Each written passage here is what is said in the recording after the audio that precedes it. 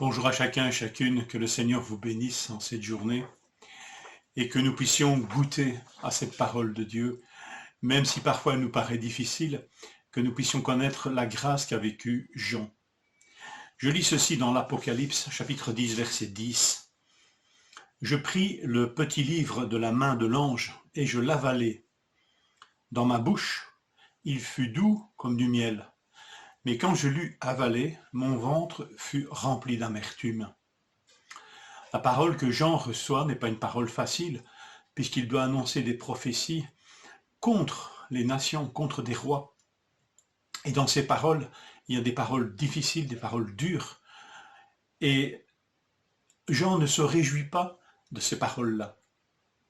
Mais pourtant, ce qu'il avale, ce qu'il mange, ce livre que l'ange lui tend et qu'il mange, qu'il avale, fut doux quand même comme du miel dans sa bouche. Parce que c'est d'avant tout une parole de Dieu. Dieu lui parle, Dieu lui communique des choses et ça réjouit son cœur, ça réjouit sa bouche. Que nous puissions vivre cette expérience en lisant l'Apocalypse. Il n'est pas question dans l'Apocalypse de nous réjouir des plaies qui tombent sur l'humanité, sur ceux qui ne connaissent pas le Seigneur, même des souffrances qui nous sont infligées.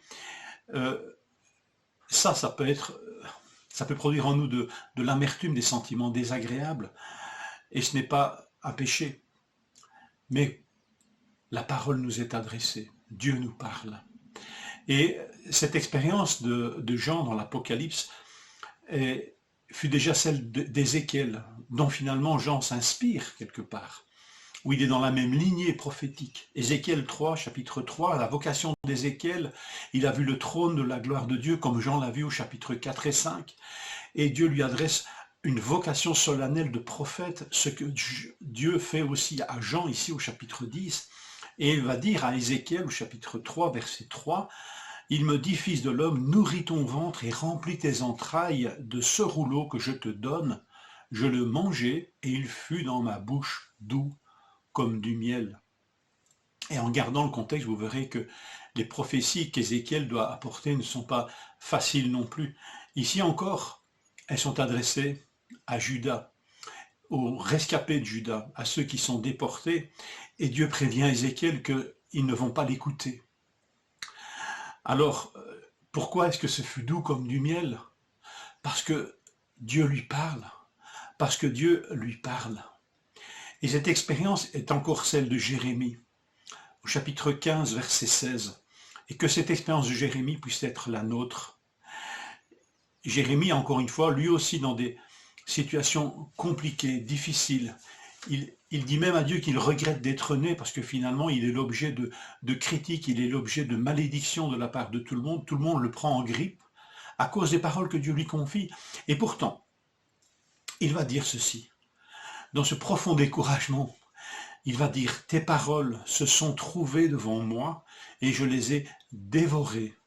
Tes paroles ont fait l'agrément et la joie de mon cœur, car ton nom est invoqué sur moi, Éternel, Dieu des armées. » Dieu s'adresse à nous. Quelle expérience vivifiante quand la parole de Dieu nous touche, quand la parole de Dieu est douce comme le miel dans notre bouche, non pas doucereuse et trompeuse, parce qu'elle est vérité, mais qu'elle nous nourrit. Même si nous sommes dans des circonstances difficiles, même s'il y a des passages qui sont difficiles à comprendre, même s'il y a des passages sévères, mais le Seigneur s'adresse à ses enfants et ne laisse pas sans révélation.